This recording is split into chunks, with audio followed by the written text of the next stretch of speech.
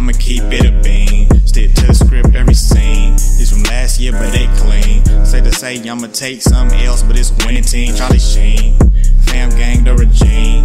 I'm from Potty Green. What's good, it's Shellitronnn here. You can call me Shells, and I'm back at it again with a brand new video. And today, I want to speak on a topic that I don't think enough people are talking about. And that's because I don't think enough people are actually aware of what's going on here with one particular player on the Panthers. But before I do, I want to go ahead and mention something really quickly. I've been getting messages, DMs, and some comments from people asking me how they can support the channel, if there are ways to help out and to show appreciation for the channel, that kind of stuff. And before, I didn't really have a really good way of doing that, but now I do. In the description below is a link to a GoFundMe page where you can support the channel. It doesn't matter what it is. No support is too big or too small. That's just for anyone who's been looking for a way to support the channel. Anyway, back to the topic. If you'll remember, at the back end of last year, Ian Thomas started looking like a really good tight end prospect. Near the beginning of the year, when Greg Olsen got hurt for the first time, we saw Ian Thomas get into the game maybe a little bit earlier than we expected, but he got into the game and he really didn't do all that much. For the first half of the season, he really didn't do anything. And he got enough snaps. He was in the game and whatnot, but he just was not getting any kind of production. It wasn't until around week 13, which was our second Tampa Bay game, we started seeing Ian Thomas really come out and really start doing a lot of different things. And he showed that maybe he could be that guy to pick up the torch after Greg Olsen is gone. We know he's getting a little bit older and he's been having some injuries lately. So we're just thinking to ourselves, you know, this man Ian Thomas looks like he could really grow into a really strong tight end threat. And even if Greg Olsen is healthy next year and everything's good to go, we can really run some two tight end sets with Ian Thomas and Greg Olsen, which will really free up the offense to do a lot more things. You go to two tight end set to a 5 wide empty. You have like Christian McCaffrey, and then you have Cam when he comes back, running the ball as well, throwing the ball. There's so many ways this offense could be dynamic with Greg Olsen and Ian Thomas. And even if Greg Olsen was gone, Ian Thomas showed he has the potential and the talent to be even better than he was last year. But so far this year, Ian Thomas has been basically not very effective. And by not very effective, I mean not very present on the field. Through 6 games, Ian Thomas has logged a total of 36 snaps on offense and 1 target. That is a huge surprise to me. And we can maybe say, okay, well, we don't have Cam in, and we have Kyle Allen, who's not really throwing the ball too much. He's really averaging somewhere around 23, 24 passes a game. It's not really all that much, but the fact still remains that Kyle Allen is still passing. So it's a little bit strange that not only is Ian Thomas not getting targeted, but he's also not even being put in the game. And I have huge questions as to why that is.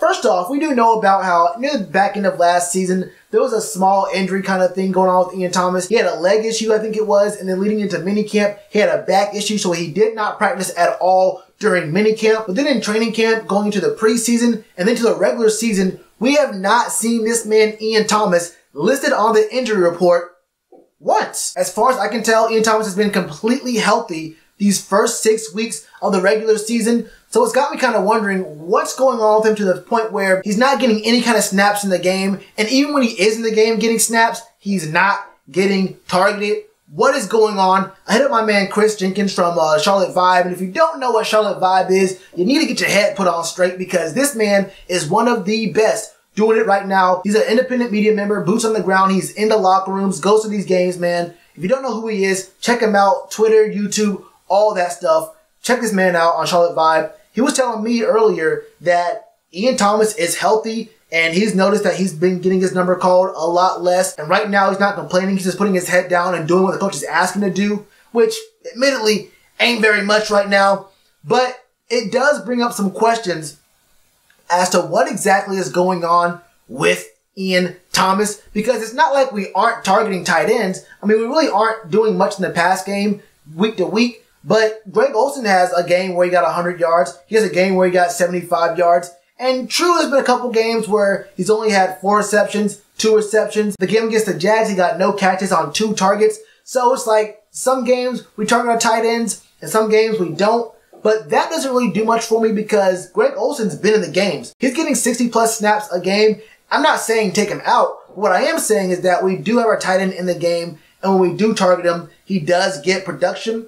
So it's not like we're completely ignoring the tight end position, but either way you split it, it is kind of strange to see just how much production Ian Thomas had at the back end of last year And then seeing how through the first third of the season so far, and Ian Thomas has really not been used at all. And I mean, these games where we don't target Greg Olsen, why not target Ian Thomas? And it's kind of the same question with why aren't we using Reggie Bonifant or Jordan Scarlett in late game situations. In a couple of these games, like the Arizona game, the Jags game, and this last Tampa Bay game, when we were up big late and we were still handing the ball off to the inside to Christian McCaffrey. I've had my questions a little bit there about the coaching staff not playing younger players. And I understand we want to get what we can get out of Greg Olsen while he's healthy. But there have been a couple of games where he hasn't done all that much. And I don't know if that's like him not getting open or if the scheme and the game plan for that particular game doesn't call for our tight ends to be used that often. But it does still raise the question about what exactly is going on where a healthy Ian Thomas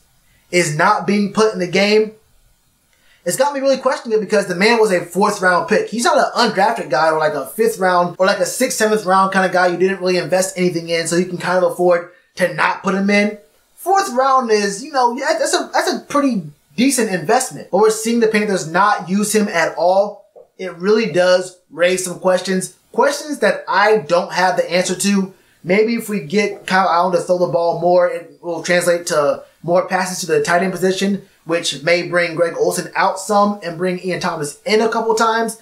But so far, 1 target in 36 snaps in games is way, way, way too low for a guy as talented as Ian Thomas. I don't know what's going on, and literally no one else in the media has talked about Ian Thomas, not a single one time in their reports, in their overviews, any kind of stories they've been doing. They have not spoken on why Ian Thomas, after having a pretty great end of the season last year, has not touched the field this season yet through 6 games. I don't want to say anyone's being told not to talk about it, but this silence on this topic is kind of loud right now. And this is a story that with these guys' platforms would get clicks and would draw eyes and attention. So I don't know what it is. I couldn't tell you. I'm not in the locker rooms. I'm not talking to Ron Rivera every other day. So I couldn't tell you.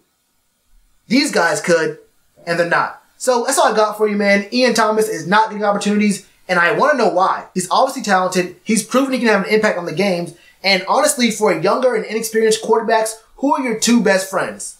The running back and the tight end.